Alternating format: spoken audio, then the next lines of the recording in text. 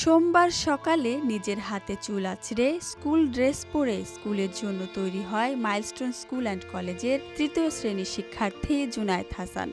গরম ভাত আর ডিমের তরকারি টিফিন বক্সে নিয়ে বড় ভাইয়ের সঙ্গে বাবার মোটরসাইকেলে চড়ে স্কুলে যায় সে। স্কুলে পৌঁছানোর পর বাবা জানতে চান স্কুল ব্যাগ ভারী লাগছে কিনা। মাথা নেড়ে না বলে হাসি মুখে স্কুলে ঢুকে যায় জুনায়েদ। সাপ্তাহিক বা অন্য ছুটি না থাকলে জুনায়েদ প্রতিদিন স্কুলের জন্য নিজেই তৈরি হতো, নিজের কাজ নিজেই করত। সোমবারও এর ব্যতিক্রম ছিল না, তবে সেদিন ব্যতিক্রম কিছু যোগ হয় তার দৈনিক রুটিনে। রুটিন অনুযায়ী অন্যদিন স্কুল ছুটির পর বাড়ি ফিরত জুনায়েদ, তবে সোমবার স্কুল ছুটির পর আর তার বাড়ি ফেরা হয়নি।